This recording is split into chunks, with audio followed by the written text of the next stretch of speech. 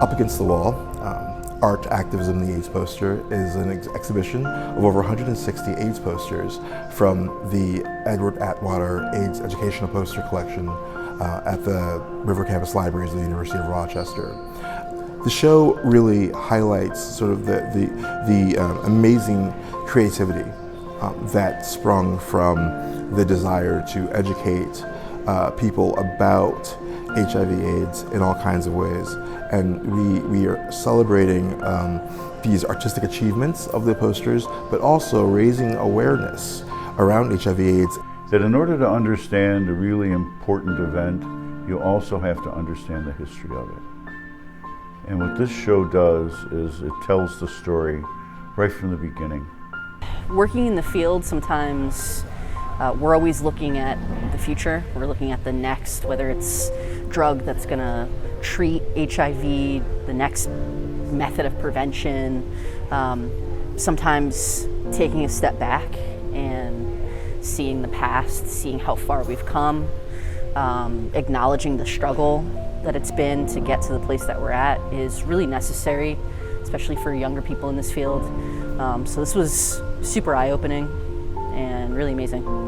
Being a queer activist for as long as I have been, I obviously knew a lot of the history of dealing with HIV, and a lot of the stigma that came with it, but it was completely different kind of seeing messaging from that period in time, and almost like a snapshot of that period in time. It almost took you back to what was being experienced in that when you saw some of those posters of the early days.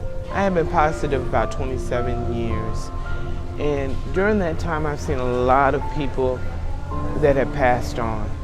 I've seen a lot of people. I had my late husband, he was positive. So it's been difficult, you know, trying to deal with all of these different tragic moments and tragic times, but I still continue to fight. I wanted to share my story with people in the community to help them so that they would not be infected with HIV or AIDS. It's definitely kind of an emotional thing personally, situationally. I've been living with HIV for about 11 years now. And I was asked to be a part of the video aspect of the people in Rochester that are involved with or living with HIV or within public health care. And I went alone. This isn't my first time going. First time I went alone because I just wanted to, I hadn't seen my video yet. I hadn't experienced the exhibit myself yet.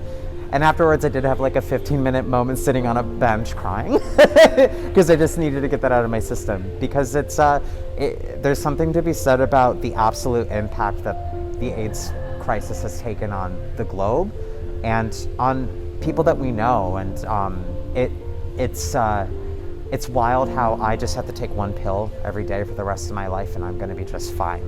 And it's taken so much heartbreak and pain and death and destruction just to get to that point. And it really could have been avoided, but we're learning from that process, and I hope that we're learning from that process. I think the Memorial Art Gallery, to have the courage to bring this exhibit to Rochester, there's an awful lot to take in. It tells a story that needs to be told. It's very emotional. It speaks to the lack of humanity, how fear can overcome rational thinking.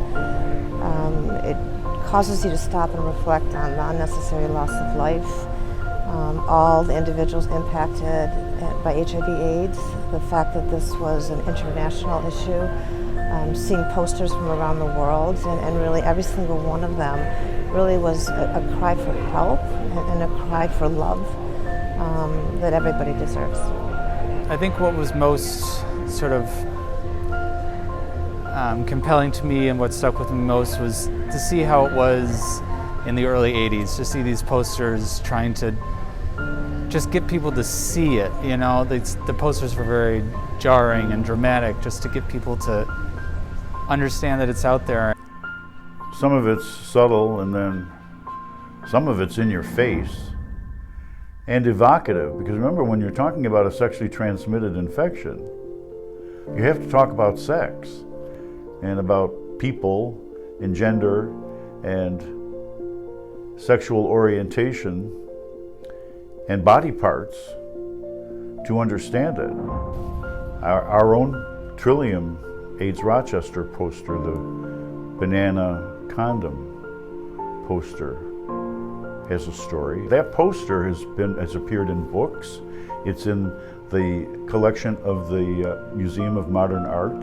It is in the Library of Congress and in the National Institutes of Health Library, and has appeared in several books, as I said. So it's been around the world. I mean, that poster is well known globally, and it was done right here in Rochester by an artist who's unknown to us, but originated here. I hope that all of our visitors who come to this exhibition take away a sense of the enormity of the HIV/AIDS crisis and the response that spanned the globe. People should understand that this is continuing. AIDS is still something that people live with. It's something that people need support around. Still so much more to do, but seeing exhibits like this just give you that little push forward. Learn from the history. Pandemics are disruptive, but as difficult as it is, doing something about it is preferable to just standing by and not doing anything.